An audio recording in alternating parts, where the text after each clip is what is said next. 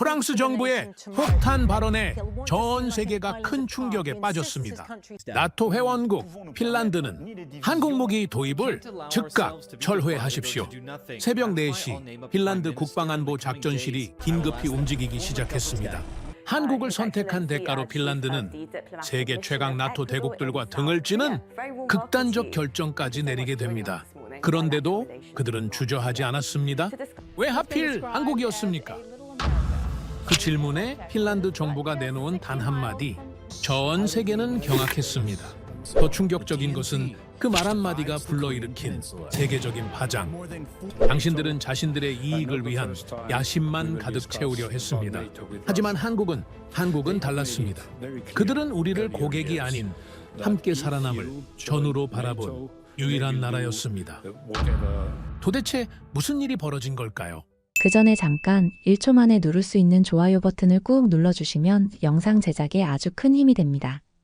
그럼 바로 시작하겠습니다. 저는 핀란드 국방부 차관 파보 매키넨입니다. 2022년 2월 24일 새벽, 러시아가 우크라이나를 침공한 그 순간부터 우리 핀란드의 운명도 바뀌었습니다.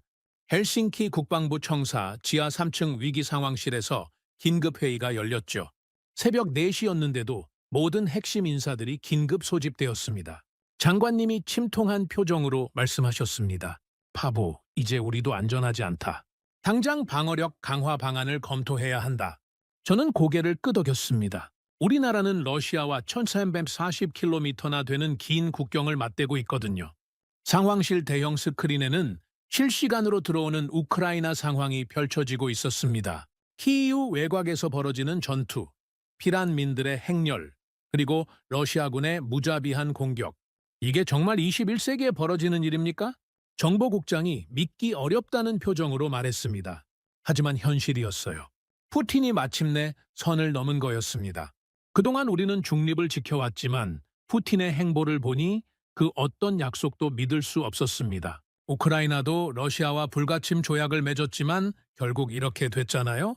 회의실 벽에 걸린 지도를 바라보며 생각했습니다. 1939년 겨울 전쟁 때처럼 우리는 또다시 혼자 버텨야 하는 건가? 당시 소련이 침공했을 때 서방 어느 나라도 제대로 도와주지 않았잖아요. 그때 우리 조상들은 맨손으로 소련군을 막아냈습니다. 하지만 많은 희생을 치러야 했죠. 차관님, 현재 우리 군사력으로는 러시아의 전면 침공을 막기 어렵습니다. 육군 참모차장이 냉정하게 분석했습니다. 구체적으로 어느 정도 부족한가요? 자주포의 경우 러시아 대비 1대15의 열세입니다. 전투기도 1대8 수준이고요. 충격적인 숫자였어요. 이런 압도적 열세로는 제대로 된 방어가 불가능했습니다. 그럼 방어력 강화를 위해 무엇이 필요합니까? 제가 물었습니다. 최소한 자주포 200문, 경공격기 50대는 있어야 할 것 같습니다. 그 정도면 예산이 얼마나 들까요? 경제기획관이 계산기를 두드리더니 말했습니다. 유럽산 무기로 구매한다면 최소 50억 유로는 필요할 것 같습니다. 50억 유로라고요? 우리 국방 예산의 2배가 넘는 금액이었습니다. 그리고 납기는 어떻게 됩니까? 최소 5년은 걸릴 것 같습니다. 5년이라고요? 러시아가 그때까지 기다려줄 거라고 생각하는 겁니까? 하지만 이제는 다릅니다. 기존 유럽산 무기로는 한계가 명확했어요. 프랑스 레클레르 전차는 납기가 5년이나 걸렸고 독일 호위츠 자주포는 가격이 무려 대당 100억 원을 넘었습니다. 더 심각한 건 그들의 안일한 태도였어요. 지난해 독일 라인메탈 관계자와 만났을 때가 떠올랐습니다. 파보 차관님, 우리 무기는 검증된 품질을 자랑합니다. 독일 영업 담당자가 거만하게 말했습니다. 하지만 납기가 너무 오래 걸리지 않나요? 품질을 위해서는 시간이 필요합니다. 급하게 만들 수는 없어요. 그럼 가격은 좀 조정이 가능한가요? 죄송하지만 이미 최선의 가격을 제시해드린 겁니다. 결국 어떤 협상도 불가능했어요. 그들은 독점적 지위에 안주하며 고객의 절박함을 전혀 이해하지 못했습니다. 프랑스는 어땠을까요? 탈레스 그룹과의 회의에서도 비슷한 경험을 했어요. 차관님, 우리 시저 자주포는 세계 최고 수준입니다. 성능은 인정하지만 우리가 원하는 시기에 납품이 가능한가요? 최소 4년은 기다리셔야 할 것 같습니다. 현재 주문이 밀려 있어서요. 4년이라니. 그들에게는 고객의 급박함보다 자신들의 편의가 더 중요한 모양이었습니다. 도대체 언제까지 기다려야 합니까?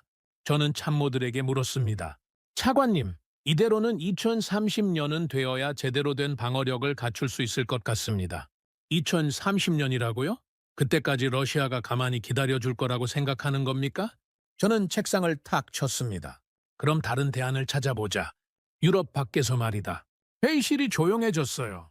모든 참모들이 저를 쳐다봤습니다. 차관님, 혹시 미국을 말씀하시는 건가요? 미국도 마찬가지예요.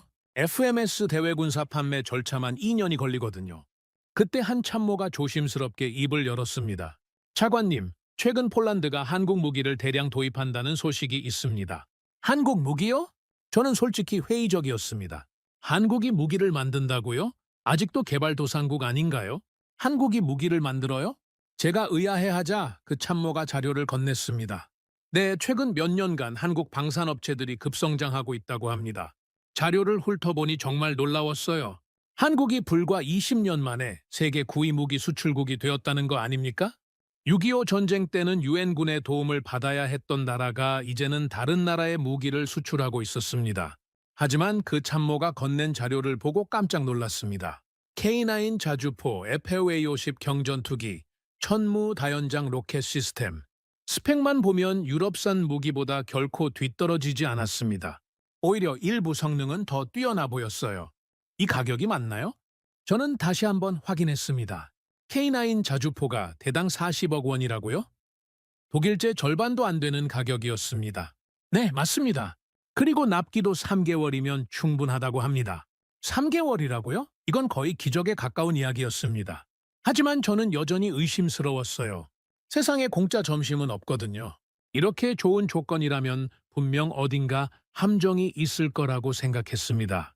한국 무기의 실전 경험은 어떻습니까? 차관님, 터키가 시리아 작전에서 K9을 사용했고 인도가 파키스탄과의 국경 분쟁에서도 운용했다고 합니다. 모두 성공적이었다는 평가입니다. 터키와 인도까지요? 이제 조금 흥미가 생겼습니다. 터키는 나토 회원국이고 인도는 러시아제 무기를 주로 쓰던 나라 아닙니까? 그런 나라들이 한국 무기를 선택했다는 건 뭔가 이유가 있을 거예요. 좀 더 구체적인 자료를 구해보세요. 저는 더 자세한 정보를 요구했습니다. 그리고 폴란드 사례도 자세히 분석해보고요. 참모가 나간 후 저는 혼자 생각에 잠겼어요. 한국이라 사실 우리에게는 특별한 인연이 있는 나라였습니다. 1950년 한국전쟁 당시 핀란드가 의료진을 파견했었거든요. 당시 우리도 전후 복구로 어려웠는데도 한국을 도왔던 겁니다. 하지만 그것도 70년이나 된 일이었죠. 지금의 한국과는 어떤 관련이 있을까요? 한국 방산업계 현황을 정확히 파악해 보십시오. 그리고 한국 정부와 비공식 접촉도 타진해 보고요. 그날 밤 저는 집에 돌아가서도 계속 한국 무기에 대해 생각했습니다. 아내 아이노가 물었어요. 여보, 뭔가 고민이 있나요? 요즘 계속 심각한 표정이네요. 러시아 때문에 골치가 아프다네. 우리 방어력을 어떻게 강화할지 말이야. 그래도 우리는 중립국 아닌가요? 러시아가 우리까지 건드리지는 않을 거 아니에요? 저는 고개를 저었습니다. 아이노, 우크라이나도 중립국이었어요.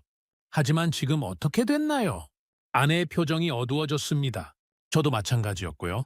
창밖으로 보이는 헬싱키의 야경을 바라보며 생각했습니다. 이 평화로운 도시가 언젠가 전쟁터가 될 수도 있다는 게 믿기 어려웠어요. 하지만 현실을 직시해야 했습니다. 푸틴의 야망은 우크라이나에서 끝나지 않을 거였어요. 우리에게는 선택의 여지가 별로 없었습니다. 러시아의 위협은 현실이었고 기존 유럽 무기로는 시간이 너무 오래 걸렸거든요. 다음 날 아침 출근하자마자 한국 관련 보고서가 제 책상 위에 놓여 있었습니다. 읽어보니 정말 놀라웠어요. 지난 5년간 한국 방산업체들의 성장세가 놀라웠거든요. 특히 한화에어로스페이스의 K9 자주포는 이미 16개국에 수출되었다고 하더라고요. 폴란드, 인도, 터키, 이집트, 노르웨이, 에스토니아까지. 정말 이 나라들이 모두 한국 무기를 선택했나요? 담당 분석관에게 물었습니다. 네, 확실합니다. 특히 폴란드는 대규모 계약을 체결했어요. 폴란드의 계약 규모를 보고 저는 입이 떡 벌어졌습니다. K2 전차 980대, K9 자주포 6색 48대, FA-50 경공격기 48대. 총 계약 규모가 10조 원이라고 하더라고요. 폴란드가 왜 이렇게 대규모로 한국 무기를 도입했을까요? 러시아의 위협 때문입니다. 폴란드도 우리와 비슷한 상황이거든요. 그렇다면 폴란드의 선택이 정답일 가능성이 높았어요. 더욱 인상적인 건 한국의 무기 개발 철학이었어요. 실전에서 검증된 기술, 빠른 납기, 합리적인 가격, 이 세 가지를 동시에 추구한다는 거였습니다. 유럽 무기들이 너무 비싸고 느린 것과는 정반대였죠. 분석관, 한국 무기의 품질은 어떻게 평가되고 있나요? 터키군이 시리아에서 실전 투입한 결과 기존 독일제보다 정확도가 30% 높았다고 보고했습니다. 인도의 경우는 어떤가요? 파키스탄과의 국경 분쟁에서 사용했는데 러시아제 무기보다 고장률이 현저히 낮았다고 평가했어요. 이런 실전 데이터들이 한국 무기의 신뢰성을 증명하고 있었습니다. 저는 마침내 결심했습니다. 한국 방산청에 공식 문의를 해보십시오. 우리의 관심사를 전달하고 가능하다면 실사단 파견도 검토해 보겠습니다. 참모들은 약간 놀란 표정이었어요. 아마 제가 이렇게 빨리 결정할 줄은 몰랐나 봅니다. 하지만 저는 확신했습니다. 이런 상황에서는 빠른 판단이 생명이거든요. 러시아는 매일 우크라이나에서 새로운 잔혹함을 보여주고 있었고 우리도 언제 그 대상이 될지 모르는 상황이었어요. 그런데 한국과의 접촉을 시작하자마자 예상하지 못한 일이 벌어졌습니다. 프랑스 국방부에서 전화가 온 거예요.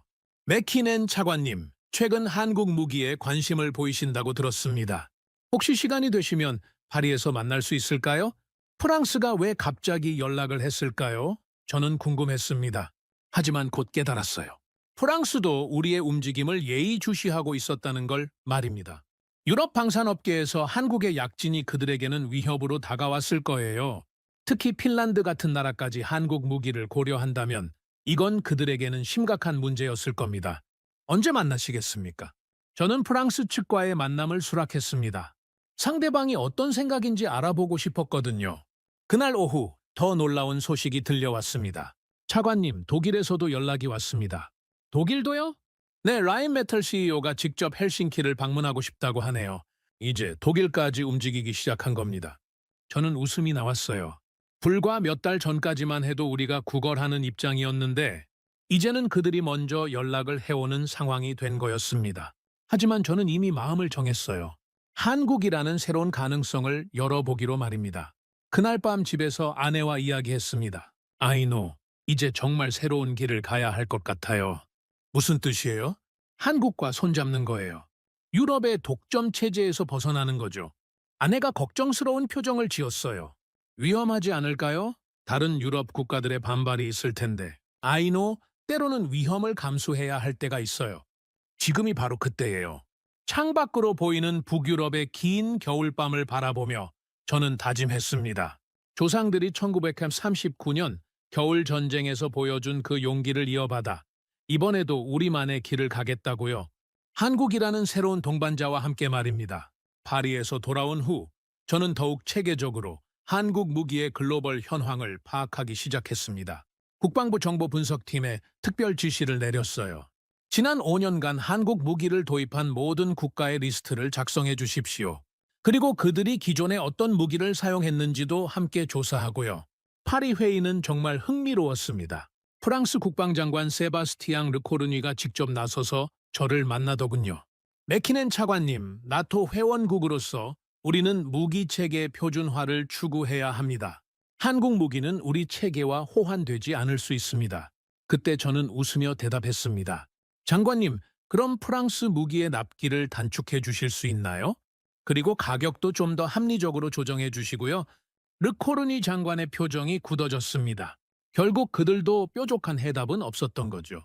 그 순간 저는 확신했습니다. 한국 무기가 정답이라는 걸 말입니다. 차관님, 혹시 다른 조건은 어떠십니까? 프랑스의 최신 기술 이전이나 공동 개발 프로젝트 같은. 르코르니 장관이 마지막 카드를 꺼냈어요. 하지만 저는 냉정했습니다. 장관님, 기술 이전은 10년 후의 이야기고 공동 개발은 더 오래 걸리잖아요. 우리에게는 지금 당장 필요한 무기가 있어요. 파리의 호화로운 국방부 청사에서 나오면서 저는 깨달았어요. 유럽의 방산업체들이 얼마나 현실과 동떨어져 있는지를 말입니다. 그들은 여전히 과거의 영광에 안주하며 고객의 절박함을 이해하지 못했어요. 일주일 후 나온 보고서를 보고 저는 정말 깜짝 놀랐습니다. 2021년부터 2023년까지 단 2년 만에 16개국이 한국 무기를 계약했더군요. 폴란드가 K2 전차 980대와 K9 자주포 648대, FA50 경공격기 48대를 주문했습니다. 총 계약 규모가 10조 원이라고 하더라고요. 에스토니아는 K9 자주포 12대, 노르웨이는 30대를 도입했고요. 이집트는 무려 213대의 K9을 계약했습니다. 심지어 호주까지 30대를 주문했더라고요. 이상하네요. 이 나라들이 기존에 쓰던 무기는 뭐였습니까? 저는 참모에게 물었습니다. 차관님, 폴란드는 독일 레오파드 전차와 미국 M119 자주포를 주력으로 사용했습니다. 호주는 미국 무기 체계를 기본으로 하고 있고요. 그렇다면 이 나라들이 왜 기존 체계를 버리고 한국 무기를 선택했을까요? 더 자세히 조사해보니 이유가 명확했습니다. 폴란드 국방장관 마리우시 부아슈차크의 인터뷰 기록을 찾았어요. 독일 무기는 납기가 너무 오래 걸린다. 우리에게는 시간이 없다. 한국 무기는 3개월이면 받을 수 있고 성능도 충분하다. 호주 국방부 자료에서도 비슷한 내용을 발견했습니다. 미국 펠라딘 자주포 대비 K9의 운용 비용이 40% 낮다. 또한 자동화 수준이 훨씬 높아 운용 인력도 절약된다. 저는 점점 더 흥미로워졌어요. 이게 단순히 가격 때문만은 아니라는 걸 깨달았거든요. 분석관, 한국 무기들의 기술적 특징을 좀 더 자세히 알아보세요. 네, 차관님. 다음 날 저는 직접 에스토니아 국방장관 한노 페비스텔에게 전화를 걸었습니다. 에스토니아도 우리와 같이 러시아와 국경을 맞대고 있는 나라거든요. 안녕하세요, 장관님. 최근 한국 자주포를 도입하셨다고 들었는데 어떠신가요? 에스토니아 장관이 대답했습니다. 아, 맥키넨 차관님. 정말 탁월한 선택이었습니다. 우리가 기존에 쓰던 구형 소련제 무기와는 차원이 다르더군요. 구체적으로 어떤 점이 좋으셨나요? 일단 정비가 간단합니다. 우리 기술자들이 한 달 교육받고 바로 운용할 수 있었어요. 그리고 겨울 혹한기에도 문제없이 작동했고요. 겨울 혹한기라는 말에 저는 더욱 관심이 생겼습니다. 핀란드도 겨울이 혹독한 나라거든요. 영하 30도까지 내려가는데 그런 환경에서도 제대로 작동한다는 건 중요한 포인트였어요. 혹시 다른 유럽 무기와 비교해 보신 적 있나요? 있습니다. 독일 자주포도 검토했거든요. 하지만 가격이 한국 제휴 2톤 5배였고 납기는 3년이었습니다. 러시아가 코앞에 있는 우리로서는 3년을 기다릴 수 없었죠. 저는 이 대화를 통해 확신을 얻었습니다. 이건 단순한 가격 경쟁이 아니라 패러다임의 전환이었어요. 기존 유럽 방산업체들은 너무 안일했던 겁니다. 독점적 지위에 안주하면서 고가 정책을 유지했죠. 하지만 한국은 달랐어요. 고객의 니즈를 정확히 파악하고 그에 맞는 솔루션을 제공했습니다. 저는 더 깊이 파고들었습니다. 터키의 사례를 조사해봤어요. 터키는 한국으로부터 K9 기술을 이전받아 현지에서 생산하고 있었습니다. 터키군이 시리아 작전에서 이 자주포를 실전 투입했는데 성과가 뛰어났다고 하더라고요. 차관님, 터키군 작전 보고서를 입수했습니다. 정보분석관이 기밀 자료를 가져왔어요. 2019년 시리아 북부 작전에서 터키군이 한국제 K9을 사용했는데 명중률이 기존 독일제보다 30% 높았다고 기록되어 있습니다. 정말입니까? 네, 그리고 고장률도 현저히 낮았어요. 사막의 모래 바람 속에서도 문제없이 작동했다고 합니다. 인도의 경우도 마찬가지였습니다. 파키스탄과의 국경 분쟁에서 K9을 사용했는데 기존 러시아제 무기보다 정확도가 훨씬 높았다는 평가를 받았어요. 차관님, 인도 측 보고서도 확인했습니다. 어떤 내용인가요? 2020년 라다크 국경 분쟁에서 한국제 자주포를 사용했는데 고도 4,000제미터의 극한 환경에서도 완벽하게 작동했다고 합니다. 이런 실전 데이터들이 쌓이면서 다른 나라들도 한국 무기에 관심을 갖기 시작한 거였습니다. 저는 참모들을 모아놓고 말했습니다. 여러분, 이건 우연이 아닙니다. 명백한 시장의 변화예요. 차관님, 구체적으로 어떤 의미인가요? 기존 무기 시장의 룰이 바뀌고 있다는 뜻입니다. 과거에는 브랜드와 전통이 중요했지만 이제는 실용성과 효율성이 더 중요해졌어요. 러시아의 우크라이나 침공이 이런 변화를 가속화시켰습니다. 모든 나라가 긴급히 방어력을 강화해야 하는 상황이 되었거든요. 이런 때일수록 빠르고 효과적인 솔루션이 필요했어요. 한국 무기가 바로 그런 니즈를 충족시켰던 겁니다. 차관님, 추가로 알아본 바에 따르면 한국 무기들의 또 다른 장점이 있습니다. 무엇입니까? 디지털 기술의 접목이 탁월하다는 점입니다. K9 자주포에는 한국이 독자 개발한 디지털 사격 통제 시스템이 탑재되어 있어요. 어떤 효과가 있나요? 기상 조건, 표적 정보, 탄약 특성을 실시간으로 분석해서 최적의 사격 재원을 자동으로 계산해 줍니다. 그래서 명중률이 기존 무기보다 훨씬 높은 거예요. 이제 한국 무기의 우수성이 어디서 오는지 알 것 같았어요. 그들은 단순히 기계를 만드는 게 아니라 첨단 IT 기술과 융합한 스마트 무기를 만들고 있었던 겁니다. 저는 국방장관님께 보고했습니다. 장관님, 한국 무기 도입을 본격적으로 검토해야 할 것 같습니다. 파보, 그런데 프랑스나 독일의 반발이 걱정되네요. 괜찮을까? 장관님, 지금은 그런 걸 고려할 때가 아닙니다. 우리 국민의 안전이 최우선이에요. 장관님도 고개를 끄덕이셨습니다. 그런데 바로 그날 오후 예상치 못한 일이 벌어졌습니다. 프랑스 대사가 갑작스럽게 국방부를 방문한 거예요. 차관님, 잠깐 시간 되시나요? 프랑스 대사 피에르 르블랑의 표정이 심상치 않았습니다. 물론입니다. 어떤 일이시죠? 최근 핀란드가 한국 무기 도입을 검토한다는 소식을 들었습니다. 이에 대해 프랑스 정부의 우려를 전달하고 싶어서요.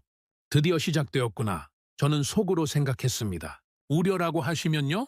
나토 회원국으로서 무기 체계의 호환성을 고려해야 하지 않겠습니까? 한국 무기는 나토 표준과 맞지 않을 수 있습니다.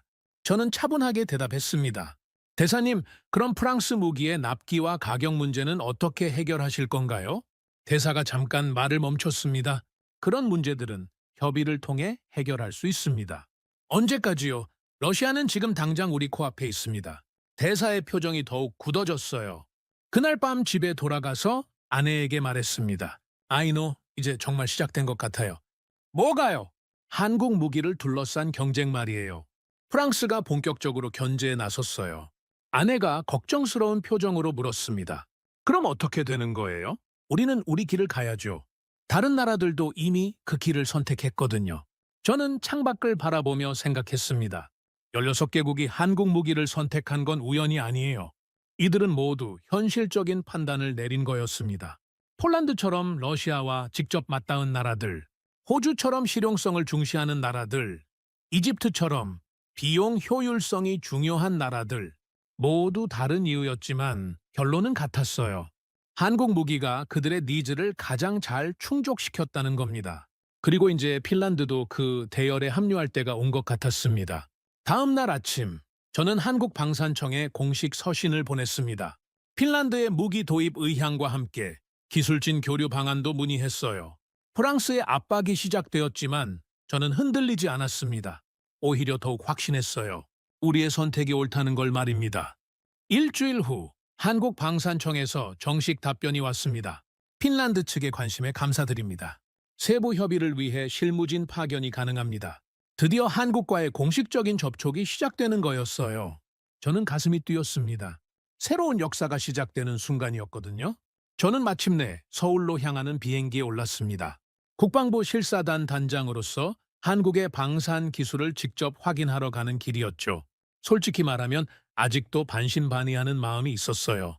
아무리 좋은 스펙이라고 해도 실제로 보기 전까지는 확신할 수 없었거든요. 헬싱키에서 서울까지 9시간의 긴 비행이었습니다.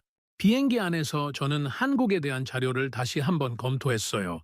한국의 GDP는 세계 10위, 1인당 소득은 3만 달러를 넘어섰더군요. 이미 선진국 반열에 올랐다는 뜻이었습니다.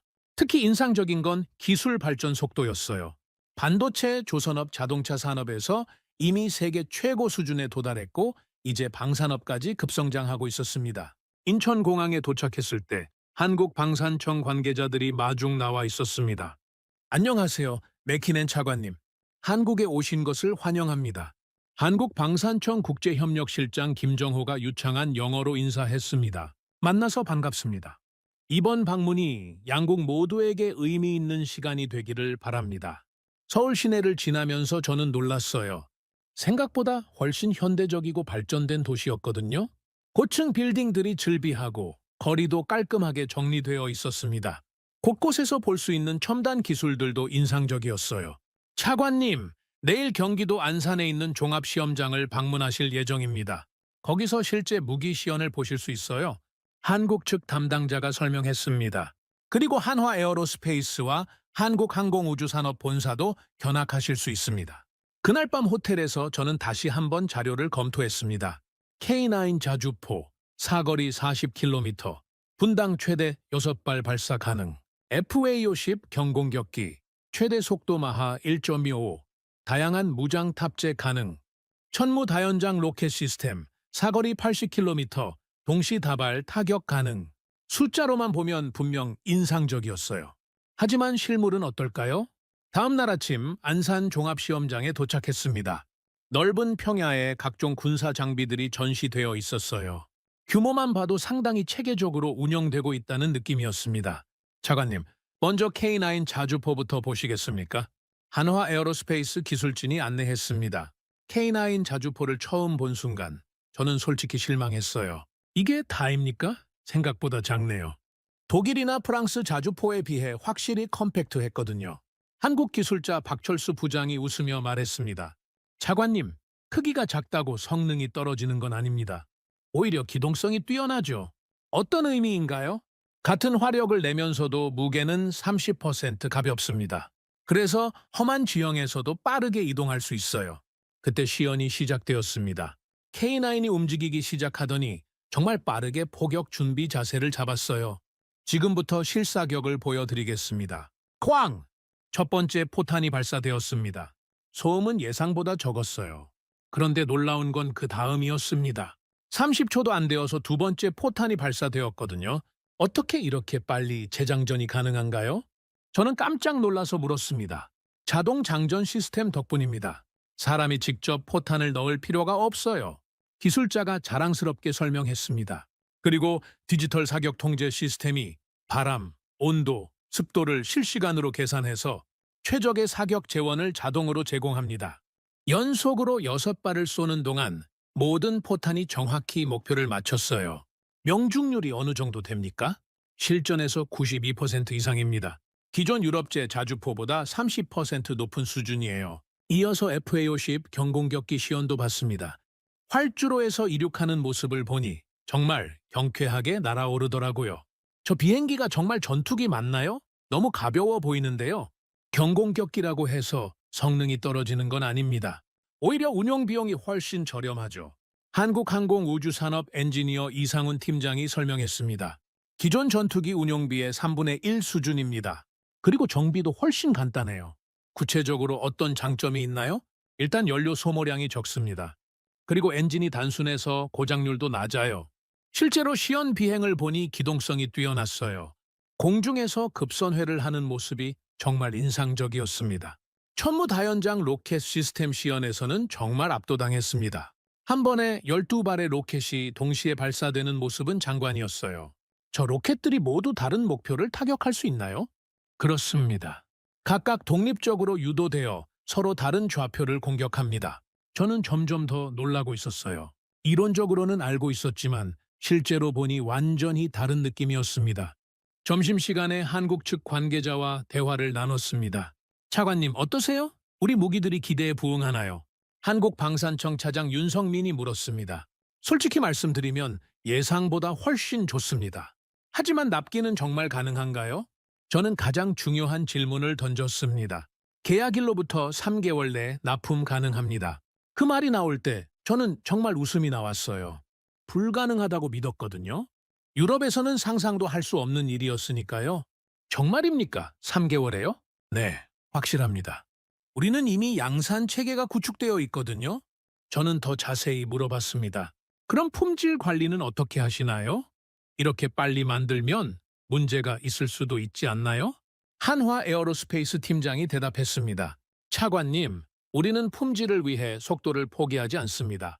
모든 공정이 자동화되어 있고 각 단계마다 품질 검사를 실시해요. 오후에는 생산 라인도 견학했습니다. 공장에 들어가자마자 저는 또 한 번 놀랐어요. 모든 것이 시스템적으로 돌아가고 있었거든요.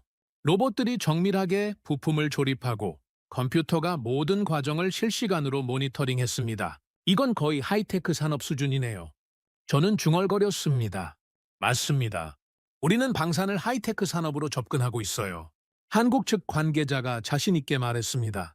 기존 방산업체들은 여전히 수작업에 의존하고 있지만 우리는 완전히 다른 방식으로 접근합니다. 저는 이때 깨달았어요.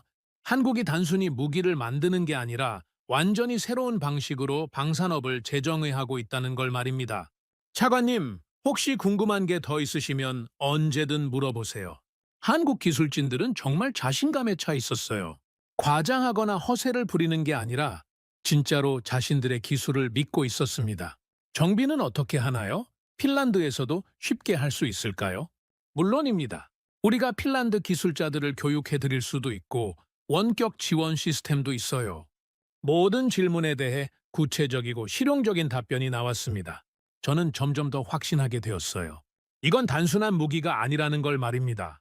유럽제 무기에서 늘 고민하던 문제들, 복잡한 정비, 긴 납기, 높은 비용, 이 모든 것들이 여기서는 당연한 기본으로 해결되어 있었어요.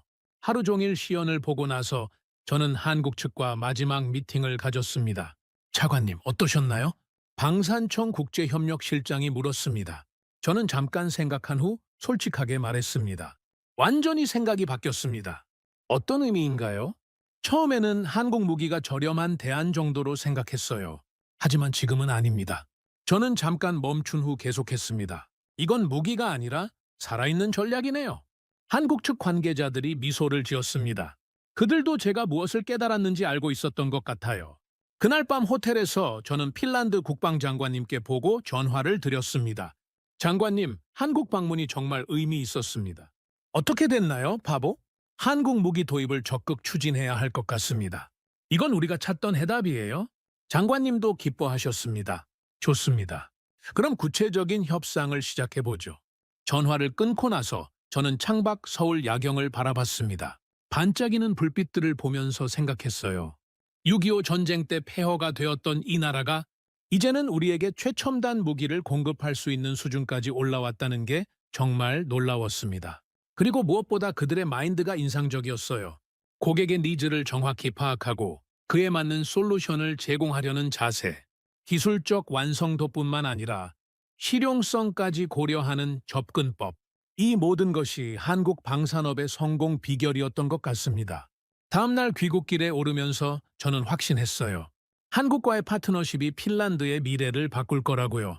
그리고 그 변화는 단순히 무기를 바꾸는 것 이상의 의미가 있을 거라고 생각했습니다. 새로운 시대의 시작이었어요. 한국에서 돌아온 지 한 달 후 브뤼셀에서 나토 고위급 국방장관 회의가 열렸습니다. 저는 이번 회의가 결코 평범하지 않을 거라는 걸 직감했어요. 벨기에 브뤼셀 나토 본부 건물에 들어서자마자 분위기가 심상치 않았습니다. 여러 국가 대표들이 작은 그룹을 이루어 속삭이며 대화하고 있었거든요. 맥키넨 차관님, 독일 국방차관 클라우스 베르너가 다가와서 인사했습니다. 안녕하세요. 오늘 회의 안건이 꽤 흥미로울 것 같네요. 그가 의미심장한 표정으로 말했습니다. 그렇습니까? 어떤 의미에서요? 동유럽 무기 도입 동향에 대한 논의가 있을 예정입니다. 아, 시작되었구나. 저는 속으로 생각했습니다. 회의실에 들어가니 이미 대부분의 대표들이 자리에 앉아 있었어요. 프랑스 국방장관 세바스티앙 르코르니가 제일 앞자리에 앉아 있었습니다. 그의 표정이 평소보다 굳어 보였어요. 자, 그럼 오늘 회의를 시작하겠습니다. 나토 사무총장이 회의를 선언했습니다. 첫 번째 안건은 나토 회원국들의 무기체계 표준화 방안입니다. 여러 나라들이 일반적인 보고를 했습니다. 하지만 분위기는 계속 긴장되어 있었어요. 마침내 프랑스 국방장관이 발언권을 요청했습니다. 사무총장님 그리고 동료 여러분, 르코르니 장관이 천천히 일어섰습니다. 최근 일부 나토 회원국들이 역외 국가로부터 무기를 도입하려는 움직임이 있습니다. 회의실이 조용해졌어요. 모든 사람들이 귀를 기울였습니다. 특히 한국 무기의 확산은 유럽 방위 전략의 통일성을 해칠 수 있습니다. 그가 저를 똑바로 쳐다보며 말했습니다. 분명히 우리 핀란드를 겨냥한 발언이었어요. 나토는 상호 운용성을 기반으로 합니다. 각국이 서로 다른 무기 체계를 사용한다면 연합작전에 차질이 생길 수 있어요. 폴란드 국방장관이 불편한 표정을 지었습니다. 폴란드도 한국 무기를 대량 도입했거든요. 또한 역외 국가 무기에 대한 의존도가 높아지면 우리 유럽 방산업체들의 기술 발전에도 악영향을 미칩니다. 르코르니 장관이 계속해서 말했습니다. 따라서 나토 회원국들은 무기 도입 시 동맹국 우선 원칙을 지켜야 한다고 생각합니다. 정적이 흘렀습니다. 다른 나라 대표들이 서로를 쳐다보며 반응을 살폈어요. 저는 마음속으로 분노가 치솟는 걸 느꼈습니다. 동맹국 우선 원칙이라고요. 그럼 지금까지 유럽 무기의 늦은 납기와 비싼 가격은 뭐였단 말입니까? 사무총장이 말했습니다. 프랑스 장관님의 의견에 대해 다른 분들은 어떻게 생각하시나요? 몇몇 나라 대표들이 애매하게 동조하는 발언을 했어요. 하지만 저는 더 이상 참을 수 없었습니다. 사무총장님, 발언할 수 있을까요? 저는 자리에서 일어났습니다. 회의장의 모든 시선이 저에게 집중되었어요. 물론입니다, 맥키넨 차관님. 저는 심호흡을 한 후 차분하지만 단호하게 말했습니다. 르코르니 장관님의 말씀을 듣고 보니 한 가지 의문이 생깁니다.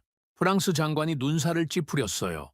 동맹국 우선 원칙을 말씀하셨는데 그럼 동맹국들이 우리의 니즈를 제대로 충족시켜줬나요? 회의실이 더욱 조용해졌습니다. 우리 핀란드는 러시아와 1340km의 국경을 맞대고 있습니다. 지금 당장 방어력이 필요해요. 저는 목소리를 높였습니다. 그런데 유럽 무기는 납기가 3년, 5년씩 걸립니다. 러시아가 그때까지 기다려줄 거라고 생각하세요? 폴란드와 에스토니아 대표들이 고개를 끄덕였어요. 게다가 가격은 어떻습니까? 같은 성능의 한국 무기보다 2배, 3배 비쌉니다. 프랑스 장관의 얼굴이 빨갛게 달아올랐어요. 저는 계속했습니다. 장관님, 그렇다면 프랑스는 한국처럼 만들면 됩니다.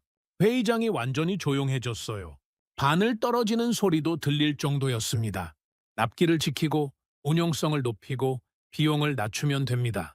제 발언이 끝나자 회의장이 얼어붙은 것 같았어요. 몇몇 대표들은 눈을 피했고 일부는 썩소를 지었습니다. 독일 대표가 중간에서 말했습니다. 하지만 기술 호환성 문제는 어떻게 해결하시겠습니까? 저는 즉시 대답했습니다. 호환성이라고 하시면 구체적으로 무엇을 말씀하시는 건가요? 한국 무기들은 나토 표준 탄약을 사용합니다. 하지만 통신체계나 지휘체계가 다를 수 있지 않습니까? 그런 문제들은 기술적으로 얼마든지 해결 가능합니다. 실제로 폴란드와 에스토니아에서 성공적으로 운용하고 있거든요. 에스토니아 대표가 거들었습니다. 맞습니다. 우리가 도입한 한국 자주포는 기존 나토 체계와 완벽하게 호환됩니다. 프랑스 장관이 다시 발언했습니다. 하지만 장기적으로 봤을 때 여고의 국가에 대한 의존도가 높아지는 건 바람직하지 않습니다. 저는 웃으며 대답했습니다. 장관님, 그럼 지금까지 미국 무기에 의존해온 건 어떻게 설명하시겠습니까? 이 말에 회의장이 또다시 조용해졌어요. 나토 회원국 대부분이 미국제 무기를 사용하고 있거든요. 미국은 우리의 핵심 동맹국입니다. 한국도 우리의 동맹국입니다. 그리고 한국은 우리에게 더 나은 조건을 제시하고 있어요. 저는 단호하게 말했습니다. 폴란드 국방장관이 지지 발언을 했습니다. 저도 맥키넨 차관님 의견에 동의합니다. 우리는 최선의 선택을 할 권리가 있어요. 이제 회의실 분위기가 양분되기 시작했어요. 한편에는 프랑스, 독일 등 기존 방산 강국들이 있었고 다른 편에는 동유럽 국가들이 있었습니다. 그런데 놀라운 일이 벌어졌어요. 이탈리아 대표가 예상 밖의 발언을 한 거였습니다. 사실 저희 이탈리아도 한국 무기에 관심이 있습니다. 프랑스와 독일 대표들이 깜짝 놀란 표정을 지었어요. 우리 해군이 사용하는 구형 함정들을 교체해야 하는데 한국의 차세대 호위함이 매력적이더군요. 이제 상황이 완전히 바뀌었어요. 이탈리아까지 한국 편으로 돌아선 겁니다. 사무총장이 중재에 나섰습니다. 여러분, 이 문제는 좀 더 신중하게 접근해야 할 것 같습니다. 하지만 저는 이미 제 의견을 명확히 표현했어요. 회의가 끝난 후 복도에서 여러 나라 대표들이 저에게 다가왔습니다. 차관님, 훌륭한 발언이었습니다. 에스토니아 국방장관이 말했습니다. 우리도 같은 상황이거든요. 러시아의 위협은 현실인데 유럽 무기로는 대응이 어려워요. 노르웨이 대표도 동조했습니다. 한국 무기가 정답인 것 같습니다. 우리도 도입을 검토하고 있어요. 반면 프랑스와 독일 대표들은 저를 피해서 지나갔어요. 그들의 표정에서 분노와 당황이 섞여 있는 걸 볼 수 있었습니다. 저는 알았습니다. 그들의 비웃음과 견제 뒤에는 두려움이 있다는 걸 말이에요. 한국의 기술이 그들에게는 더 이상 위협이 아닌 현실이 된 겁니다. 호텔로 돌아가서 저는 국방장관님께 보고 전화를 드렸습니다. 장관님, 오늘 나토 회의에서 한국 무기 도입 의지를 분명히 표명했습니다. 어떤 반응이었나요? 프랑스가 강하게 반발했지만 동유럽 국가들은 우리를 지지했어요. 심지어 이탈리아까지 관심을 보이더군요. 장관님이 만족스러워 하셨습니다. 잘했습니다. 이제 본격적으로 추진해보죠. 전화를 끊고 나서 저는 창밖을 바라봤습니다. 브뤼셀의 야경이 아름답게 펼쳐져 있었어요. 오늘 회의에서 저는 단순히 핀란드의 입장만 대변한 게 아니었습니다. 변화하는 시대의 목소리를 대변했다고 생각해요. 더 이상 과거의 관성에 얽매일 수 없는 현실적 선택의 필요성을 말한 거였죠. 한국 무기는 이제 선택이 아닌 필수가 되어가고 있었습니다. 그리고 오늘 회의를 통해 그 사실이 더욱 명확해졌어요. 다음 날 아침 호텔 조식을 먹으면서 유럽 언론들의 보도를 확인했습니다. 예상대로 어제 회의 내용이 큰 화제가 되고 있었어요. 프랑스 르몽드지는 이런 헤드라인을 달았습니다. 나토 내부 분열, 한국 무기를 둘러싼 갈등. 독일 슈피겔지도 비슷했어요. 유럽 방산업계, 한국의 도전에 직면, 하지만 동유럽 언론들의 반응은 달랐습니다. 폴란드 가제타 비보르차는 이렇게 보도했어요. 핀란드 차관의 용기 있는 발언, 유럽의 독점 체제에 경종, 에스토니아 언론도 우리를 지지했습니다. 현실적 선택 vs 과거의 관성, 승자는? 저는 이런 반응들을 보면서 확신했어요. 시대가 변하고 있다는 걸 말입니다. 과거에는 브랜드와 전통이 중요했지만 이제는 실용성과 효율성이 더 중요해졌어요. 그리고 한국이 바로 그런 새로운 기준을 제시하고 있었습니다. 브뤼셀에서 헬싱키로 돌아가는 비행기 안에서 저는 다음 단계를 계획했습니다. 이제 유럽의 견제가 본격화될 텐데 우리도 그에 맞는 대응을 해야 했어요. 가장 중요한 건 핀란드 의회의 승인을 받는 것이었습니다. 한국 무기 도입을 위해서는 의회의 예산 승인이 필요했거든요. 하지만 프랑스와 독일의 압박이 의회에도 영향을 미칠 가능성이 있었어요. 저는 철저한 준비를 해야겠다고 생각했습니다. 사실과 논리로 무장해서 반대 세력들을 설득해야 했거든요. 그리고 무엇보다 국민들을 설득해야 했어요. 한국 무기 도입이 핀란드의 미래를 위한 최선의 선택이라는 걸 보여줘야 했습니다. 비행기가 헬싱키 공항에 착륙했을 때 저는 새로운 각오를 다졌어요. 이제 진짜 싸움이 시작되는 거였습니다. 하지만 저는 확신했어요.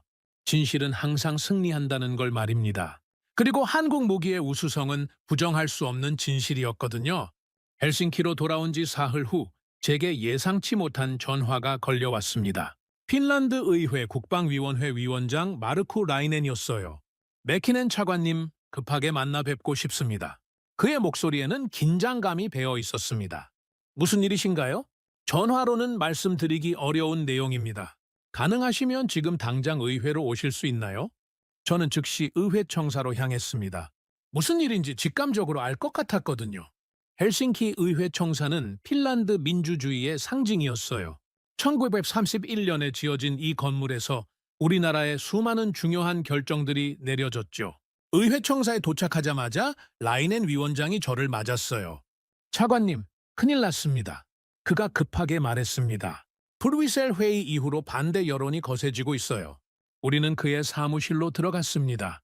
벽에는 핀란드 독립 영웅들의 사진이 걸려 있었어요. 구체적으로 어떤 상황입니까? 야당에서 긴급 질의를 요구했어요. 한국 무기 도입에 대한 전면 재검토를 요구하고 있습니다.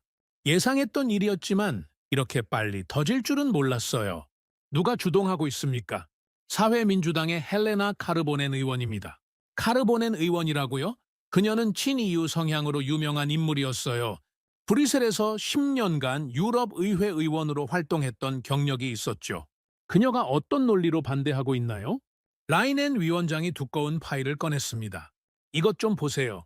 파일을 열어보니 충격적인 내용들이 가득했어요.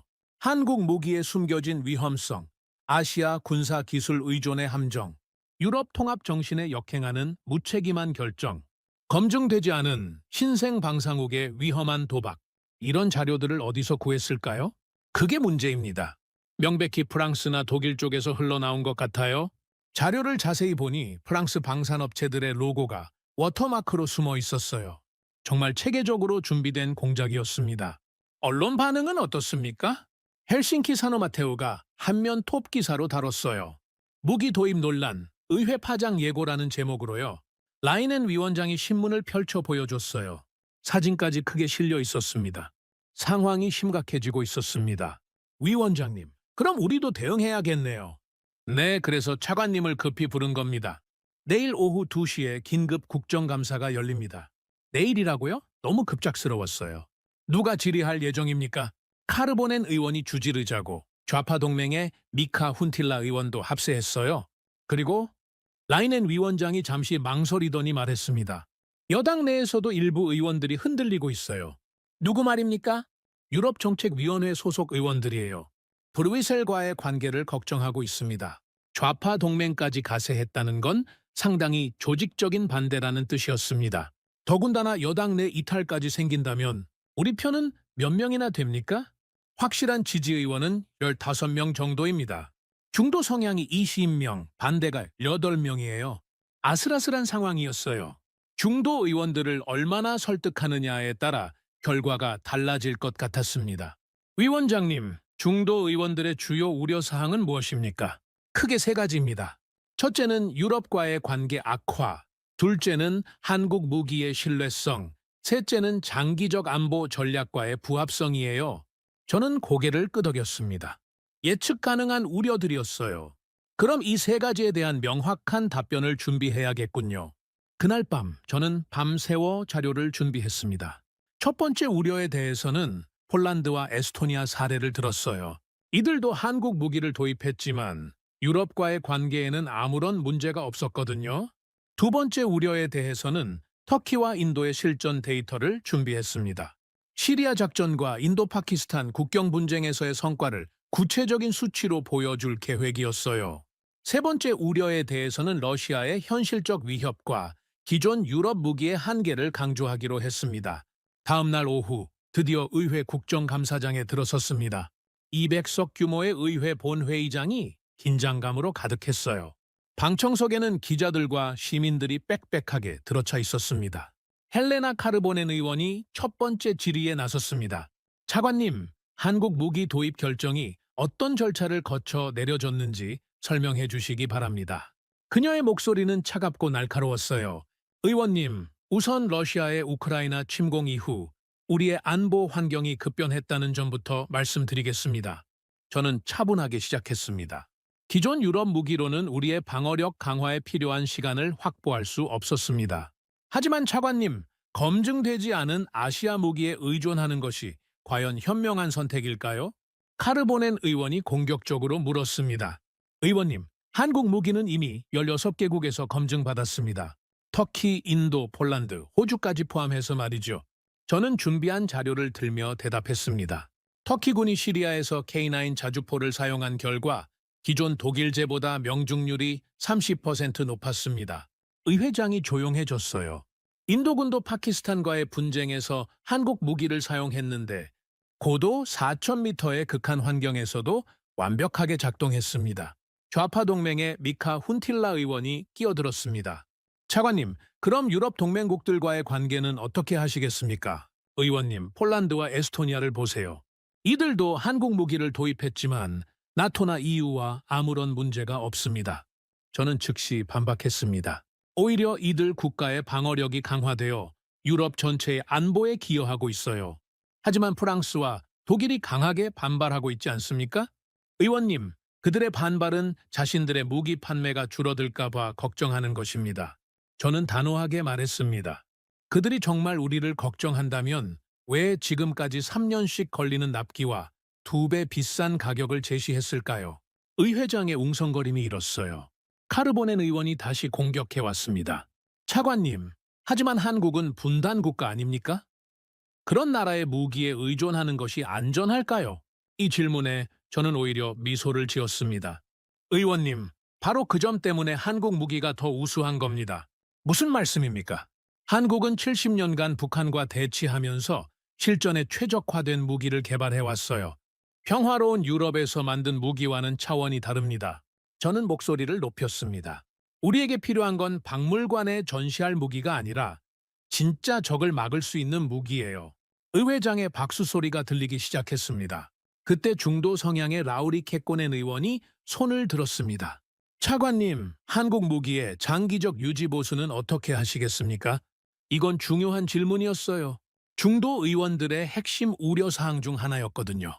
의원님, 한국 측에서 20년간 완전 지원을 약속했습니다. 저는 준비한 계약서를 들었습니다. 부품 공급, 기술 지원, 정비 교육까지 모두 포함입니다. 그리고 필요하면 핀란드 내 생산 라인 구축도 가능하다고 했어요.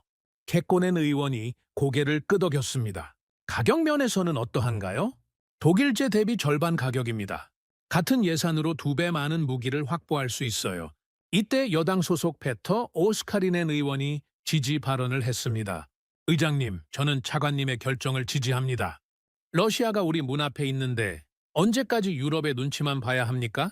오스카리넨 의원의 발언에 여당 의원들이 박수를 쳤어요.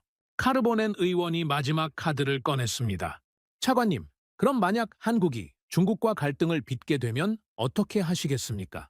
의원님, 그럼 독일이 러시아와 갈등을 빚으면 어떻게 하시겠어요? 저는 즉시 반박했습니다. 현재 독일은 러시아 가스 의존을 끊기 위해 노력하고 있습니다. 우리도 마찬가지로 다변화가 필요해요. 마침내 질의응답이 끝났습니다. 의장이 표결을 선언했습니다. 한국 무기 도입 승인안에 대한 표결을 시작하겠습니다. 긴장의 순간이었어요. 찬성하시는 분은 기립해 주시기 바랍니다. 하나씩 일어서는 의원들을 세어봤습니다. 여당 의원들이 먼저 일어섰고 이어서 중도 의원들 중 일부가 일어났어요. 반대하시는 분은 기립해 주시기 바랍니다. 야당 의원들이 일어섰습니다. 개표 결과가 발표되었어요. 찬성 103표, 반대 97표로 승인안이 통과되었습니다. 의회장의 환호성이 터져 나왔습니다. 6표 차이였지만 어쨌든 승리였어요. 표결이 끝난 후 여러 의원들이 저에게 다가왔습니다. 차관님, 훌륭한 답변이었습니다. 중도 의원 중 한 명이 말했습니다.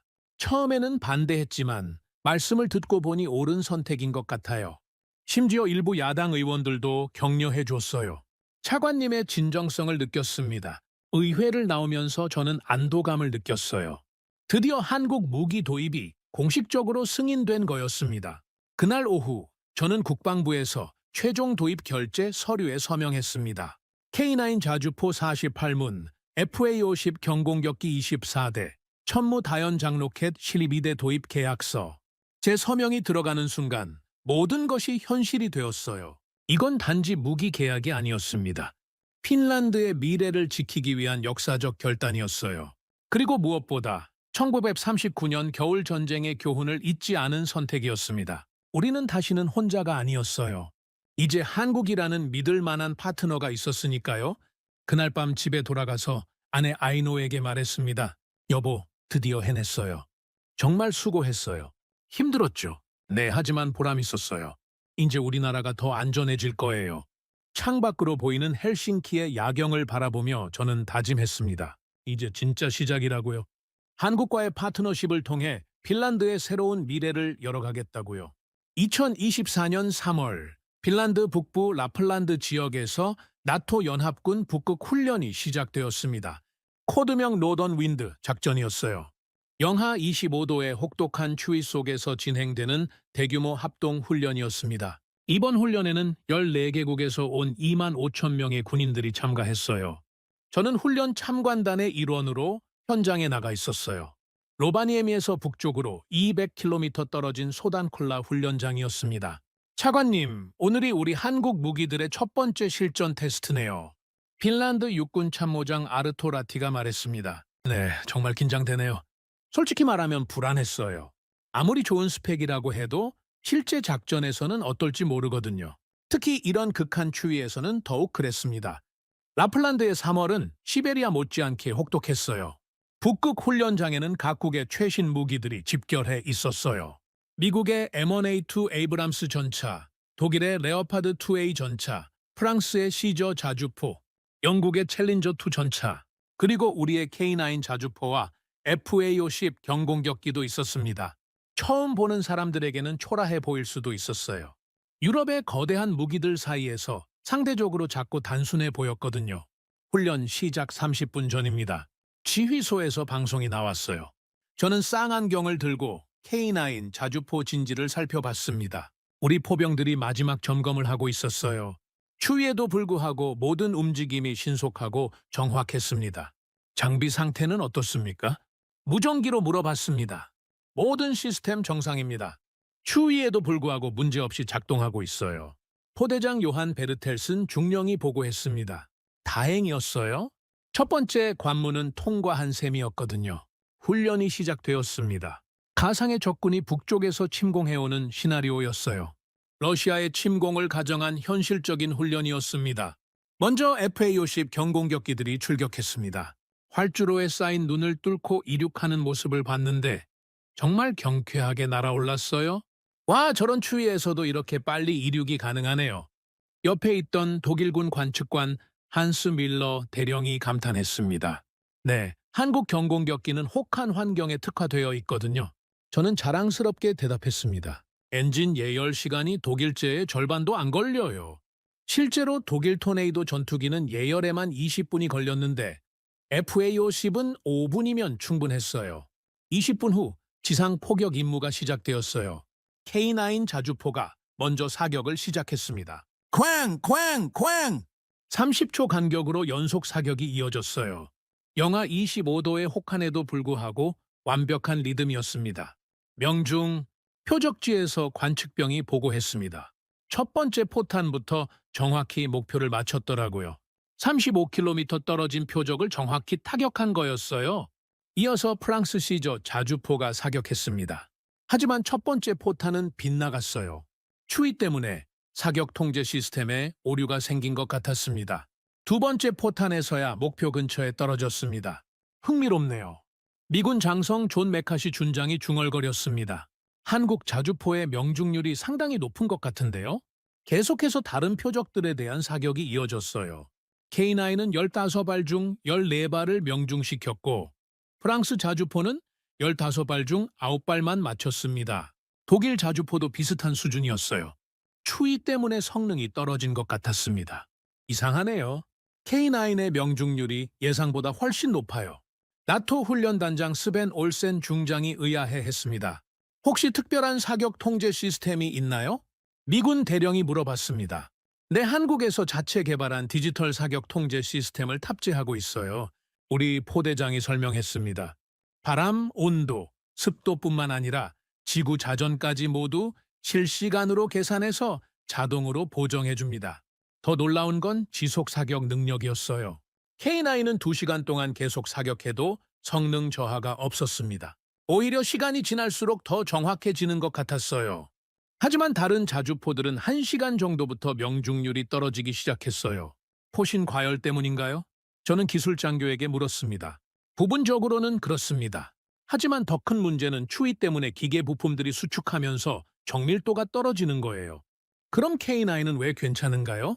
포신 냉각 시스템이 우수할 뿐만 아니라 극한 환경용 특수 윤활유를 사용하거든요. 오후에는 기동성 테스트가 있었습니다. 눈 덮인 험한 지형을 통과하는 훈련이었어요. 특히 라플란드의 툰드라 지형은 세계에서도 가장 까다로운 환경 중 하나였습니다. K9이 첫 번째로 출발했습니다. 눈 속을 헤치며 언덕을 올라가는 모습이 정말 인상적이었어요. 궤도가 눈에 파묻히지 않고 매끄럽게 전진했습니다. 속도가 생각보다 빠르네요. 노르웨이군 대령이 말했습니다. K9의 엔진 출력이 1000마력이거든요. 그리고 궤도도 극한 환경용으로 특별 제작됐어요. 우리 기술진이 설명했습니다. 이어서 독일 레오파드 자주포가 같은 코스를 달렸는데 K9보다 30% 느렸어요. 프랑스 시저는 아예 중간에 눈에 빠져서 견인차의 도움을 받아야 했습니다. 이건 정말 예상 밖이네요. 프랑스군 관측관 피에르 뒤퐁 대령이 당황한 표정이었어요. 한국 자주포가 이렇게 우수할 줄은 몰랐습니다. 저녁에는 야간 작전 훈련이 있었습니다. 어둠 속에서 적 목표를 탐지하고 타격하는 훈련이었어요. 라플란드의 3월 밤은 거의 20시간 가까이 계속되죠. FA-50 경공격기들이 야간 출격했습니다. 열상 카메라와 레이더를 이용해서 지상 목표를 찾는 임무였어요. 목표 발견, 공격 개시합니다. 조종사가 무전으로 보고했습니다. 정확한 폭격이 이어졌어요. 15개 목표 중 14개를 정확히 타격했습니다. 와, 야간 작전 능력도 뛰어나네요. 영국군 조종사가 감탄했습니다. 한국 경공격기의 센서 성능이 어떻게 되나요? 최신형 아이플리어프엘 IR 시스템과 다기능 레이더를 탑재하고 있어요. 우리 공군 조종사가 자랑스럽게 대답했습니다. 독일제보다 해상도가 40% 높습니다. 훈련 마지막 날에는 종합 시나리오 훈련이 있었습니다. 실제 전투 상황을 가정한 복합 임무였어요. 적의 대규모 기갑 부대가 침공해오는 상황에서 공중과 지상이 협력해서 저지하는 훈련이었습니다. FA-50 경공격기들이 먼저 출격해서 적 전차들을 공격했어요. 이어서 K9 자주포들이 집중 포격을 가했습니다. 정말 완벽한 팀워크였어요. 공중 공격과 지상 포격이 시간차를 두고 정확히 연결되었습니다. 이런 정밀한 공지 협동은 처음 봅니다. 미군 장성이 놀라워했습니다. 한국 무기들 간의 호환성이 정말 뛰어나네요. 실제로 우리 무기들은 같은 디지털 네트워크로 연결되어 있었어요. 실시간으로 정보를 공유하고 협조할 수 있었습니다. 반면 다른 나라 무기들은 각각 다른 시스템을 사용해서 연동이 어려웠어요. 훈련이 모두 끝난 후 성과 분석 회의가 열렸습니다. 각국 무기들의 성능을 객관적으로 비교하는 자리였어요.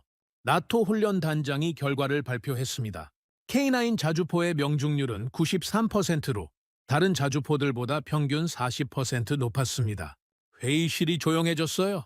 기동성 면에서도 다른 자주포들보다 25에서 35% 우수했습니다. 더 놀라운 발표가 이어졌어요. FA-50 경공격기의 가동률은 98%였습니다. 극저온 환경에서도 문제없이 작동했어요. 이륙 준비 시간은 다른 전투기들보다 50% 빨랐고 작전 지속 시간은 1.8배 더 길었습니다.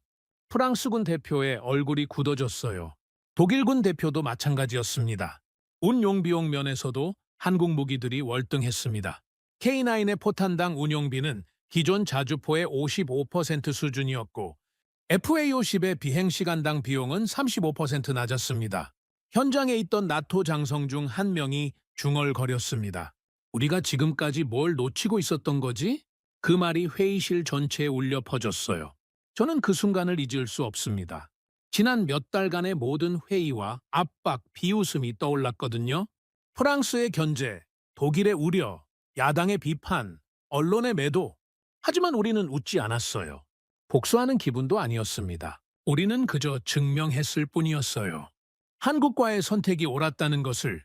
회의가 끝난 후 여러 나라 대표들이 저에게 다가왔습니다. 차관님, 정말 탁월한 선택이었습니다. 에스토니아 대표가 말했습니다. 우리도 한국 무기 추가 도입을 검토해야겠어요. 노르웨이 대표도 동조했습니다. 심지어 처음에 회의적이었던 독일 관측관도 인정했어요. 한국 기술이 이 정도일 줄은 몰랐습니다. 가장 인상적인 건 미군 장성의 반응이었어요. 차관님, 미국도 한국 무기에 관심이 많습니다. 정말입니까? 네, 특히 가성비 면에서 탁월하더군요. 우리도 예산 압박이 있거든요. 그날 밤 호텔에서 저는 국방장관님께 보고 전화를 드렸습니다. 장관님, 훈련 결과가 기대 이상이었습니다. 어떻게 됐나요? 모든 면에서 한국 무기가 유럽 무기를 압도했어요. 특히 극한 환경에서의 안정성이 뛰어났습니다. 장관님이 기뻐하셨습니다. 정말 다행이네요. 그럼 우리 선택이 옳았다는 게 증명된 거군요. 네, 이제 아무도 우리를 비판할 수 없을 거예요. 숫자가 모든 걸 말해주고 있으니까요. 전화를 끊고 나서 저는 창밖을 바라봤습니다. 라플란드의 새하얀 설원이 달빛에 빛나고 있었어요. 이 혹독한 추위 속에서도 한국 무기들은 완벽하게 작동했습니다. 오히려 다른 무기들보다 더 우수한 성능을 보여줬어요. 기계는 거짓말을 하지 않는다는 걸 다시 한번 확인했어요. 그리고 우리의 선택이 단순한 도박이 아니라 정확한 판단이었다는 것도 증명되었습니다. 이제 모든 의심과 비판은 사라질 거예요. 숫자가 모든 것을 말해주고 있거든요. 명중률 40% 향상, 작전 지속 시간 1.8배 증가, 운용비 35에서 45% 절감. 이런 결과 앞에서는 아무도 반박할 수 없었습니다. 한국과 핀란드의 파트너십이 이제 새로운 단계로 접어든 것을 느꼈어요. 증명의 단계에서 신뢰의 단계로 넘어간 거였습니다. 북극 훈련이 끝난 지 2달 후 유럽 전체에 놀라운 변화가 일어나기 시작했습니다. 가장 먼저 움직인 건 노르웨이였어요. 차관님, 노르웨이에서 연락이 왔습니다. 비서가 급히 들어와서 보고했습니다. 한국 무기 도입 타당성 조사를 시작한다고 하네요. 저는 놀랐어요. 노르웨이는 전통적으로 유럽 무기를 선호하던 나라였거든요. 구체적으로 어떤 무기를 검토한다고 하나요? K9 자주포와 FA50 경공격기 모두요. 북극 훈련 결과를 보고 마음을 바꿨다고 합니다. 이어서 더 놀라운 소식들이 계속 들려왔습니다. 체코에서도 한국 무기에 관심을 보이기 시작했어요.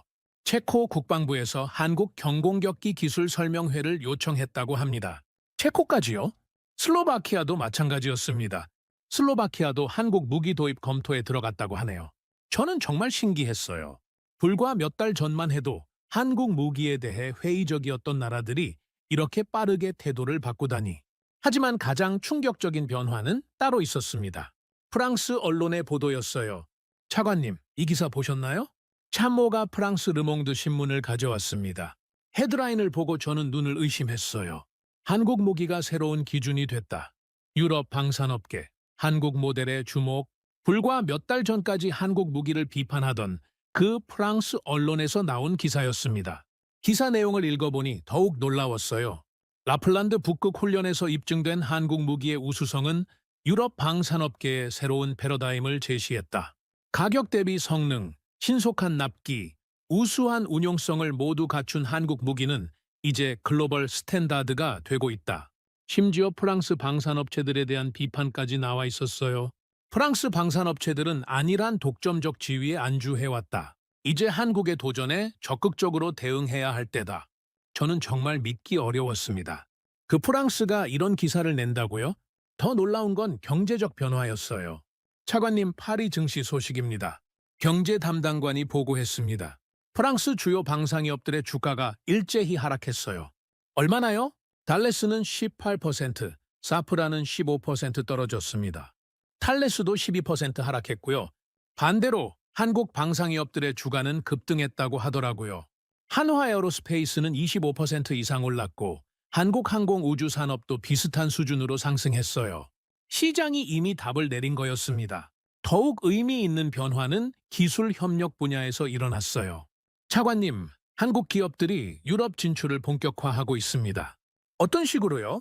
독일, 프랑스, 이탈리아 등 7개국과 기술협력 양해각서를 체결했다고 하네요. 이제는 한국이 기술을 전수해주는 입장이 된 거였어요. 과거에는 한국이 유럽 기술을 도입했는데 이제는 정반대가 된 겁니다. 구체적으로 어떤 기술을 협력하나요? 디지털 생산 시스템, 자동화 공정, 그리고 극한 환경 대응 기술이요. 가장 상징적인 변화는 나토 본부에서 일어났습니다. 한 달 후 브뤼셀에서 열린 나토 국방장관 회의에 참석했을 때였어요. 회의 시작 전 복도에서 여러 나라 대표들이 모여 이야기하고 있었습니다. 이제 무기 도입 기준을 바꿔야 할 때 같은데 독일 차관이 말했습니다. 무슨 의미입니까? 이탈리아 대표가 물었어요. 브랜드나 전통보다는 실용성과 효율성을 우선해야 한다는 뜻이에요. 그럼 한국 무기도 적극 검토해야겠네요. 맞습니다. 이제 한국을 배워야 할 때가 온 것 같아요. 저는 이 대화를 들으면서 감회가 새로웠습니다. 불과 1년 전만 해도 한국 무기라고 하면 코웃음 치던 사람들이 이제는 한국을 배우자고 말하고 있었거든요.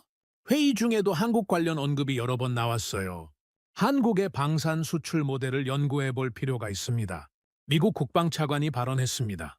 빠른 납기와 합리적 가격을 동시에 달성하는 방법을 배워야 해요. 영국 대표도 동조했습니다. 한국의 디지털 생산 시스템이 핵심인 것 같습니다. 심지어 프랑스 대표까지 한국을 언급했어요. 우리도 한국처럼 고객 중심으로 접근해야 합니다. 르코르니 장관이 예전과는 완전히 다른 어조로 말했습니다. 회의가 끝난 후 여러 나라 대표들이 저에게 다가왔어요. 차관님, 한국과의 협력 방안을 문의하고 싶습니다. 체코 대표가 말했습니다. 우리도 K9 도입을 검토하고 있어요. 슬로바키아 대표도 관심을 보였습니다. FA50에 대한 기술 설명회가 가능할까요? 가장 놀라운 건 독일의 변화였어요. 차관님, 개인적으로 한 가지 부탁이 있습니다. 독일 차관이 조심스럽게 말했습니다. 한국 방산업체들과의 만남을 주선해 주실 수 있을까요? 물론입니다. 어떤 분야에 관심이 있으신가요? 자동화 생산 시스템이요. 우리도 생산성을 높여야 할 필요가 있어요. 이제는 독일이 한국에게 배우고 싶어 하는 상황이 된 거였습니다. 그날 밤 호텔에서 저는 창밖을 바라보며 생각에 잠겼어요. 지난 1년간의 여정이 주마등처럼 지나갔습니다. 처음 한국 무기를 검토할 때의 회의적인 마음, 서울에서 느꼈던 놀라움과 감동, 나토 회의에서의 치열한 논쟁, 의회에서의 외로운 투쟁, 그리고 북극 훈련에서의 완벽한 증명. 모든 과정이 의미 있었어요. 저는 깨달았습니다. 전쟁은 무기로 이기는 게 아니라는 걸 말이에요. 믿음으로 이기는 거였습니다. 한국은 바로 그 믿음을 무기로 만든 나라였어요. 고객에 대한 믿음, 기술에 대한 믿음, 그리고 미래에 대한 믿음. 그들은 70년 전 핀란드의 작은 도움을 기억했고 그 은혜에 보답하려는 믿음을 보였습니다. 그들은 자신들의 기술을 믿었고 실전에서 그 믿음을 증명했어요. 그리고 그들은 변화하는 미래를 믿었고 새로운 방식으로 방산업을 재정의했습니다. 다음 날 핀란드로 돌아오는 비행기 안에서 저는 국방장관님께 보고 전화를 드렸습니다. 장관님, 이제 정말로 새로운 시대가 열린 것 같습니다. 어떤 의미에서요? 한국이 새로운 기준이 되었어요. 이제 모든 나라가 한국을 따라하려고 합니다. 장관님이 만족스러워 하셨습니다. 그럼 우리가 성우자 역할을 한 셈이네요. 네, 맞습니다. 우리의 선택이 결국 미래를 바꾼 거예요. 전화를 끊고 나서 저는 기내창으로 보이는 구름들을 바라봤습니다. 하얀 구름들이 끝없이 펼쳐져 있었어요. 마치 무한한 가능성을 상징하는 것 같았습니다. 1년 전만 해도 한국은 우리에게 의외의 선택이었어요. 하지만 이제는 당연한 선택이 되었습니다. 그리고 우리뿐만 아니라 전 세계가 같은 결론에 도달하고 있었어요. 품질, 가격, 납기, 서비스 모든 면에서 한국이 새로운 표준을 제시했거든요. 앞으로 10년, 20년 후에는 지금의 변화가 더욱 가속화될 거예요. 한국이 단순한 무기 공급국이 아니라 방산업의 새로운 패러다임을 제시하는 리더가 될 겁니다. 그리고 그 변화의 출발점에 우리 핀란드가 있었다는 사실이 자랑스러웠어요. 우리가 용기 있는 선택을 했고 그 선택이 옳았다는 게 증명되었으니까요. 헬싱키 공항에 도착했을 때 많은 기자들이 몰려와 있었습니다. 차관님, 한국 무기 도입 결과에 대해 어떻게 평가하십니까? 성공적이었습니다. 모든 기대를 뛰어넘었어요. 다른 나라들도 한국 무기에 관심을 보이고 있는데요. 당연한 결과라고 생각합니다. 좋은 것은 알아보는 법이거든요. 앞으로도 한국과의 협력을 확대할 계획이신가요? 저는 확신에 찬 목소리로 대답했습니다. 물론입니다. 한국은 이제 우리의 전략적 파트너예요. 공항을 나오면서 저는 핀란드의 푸른 하늘을 올려다봤습니다. 구름 한 점 없는 맑은 하늘이었어요. 우리의 미래도 저 하늘처럼 맑고 밝을 거라는 확신이 들었습니다. 한국과 함께하는 새로운 여정이 시작된 거였으니까요. 지금 생각해보면 그때의 선택이 정말 운명적이었던 것 같아요. 러시아의 위협이라는 위기가 오히려 새로운 기회를 가져다 준 거였습니다. 그리고 그 기회를 놓치지 않고 과감하게 잡은 우리의 결정이 결국 모든 것을 바꿨어요. 이제 한국과 핀란드는 단순한 구매자와 판매자가 아닙니다. 공동의 가치와 믿음을 바탕으로 한 진정한 동반자가 되었어요. 70년 전 우리가 보여준 작은 선행이 이렇게 큰 결실을 맺을 줄 누가 알았겠습니까? 은혜를 잊지 않는 한국의 마음과 현실적 선택을 한 우리의 용기가 만나서 역사를 바꾼 거였습니다. 그리고 이제 전 세계가 우리를 따라하고 있어요. 한국은 더 이상 아시아의 작은 나라가 아닙니다. 글로벌 방산업의 새로운 리더가 된 거예요. 우리는 그 변화의 산증인이자 동참자입니다. 정말 자랑스럽고 뿌듯한 일이에요. 70년의 세월을 건너 이어진 한국과 핀란드의 우정이 이제 새로운 시대를 열어가고 있습니다. 그리고 그 여정에서 저는 단순한 관료가 아니라 역사의 증인이 될 수 있었어요. 평생 잊지 못할 소중한 경험이었습니다. 오늘의 사연은 여기까지입니다. 구독과 좋아요는 영상 제작에 아주 큰 힘이 됩니다. 지금까지 감동테라스 저는 소희였습니다. 오늘도 우리 구독자님들의 가정에 따뜻한 행복이 가득하시길 진심으로 바라겠습니다. 긴 영상 끝까지 시청해주셔서 정말 감사합니다. 내일 더 좋은 이야기로 찾아뵙겠습니다. 감사합니다.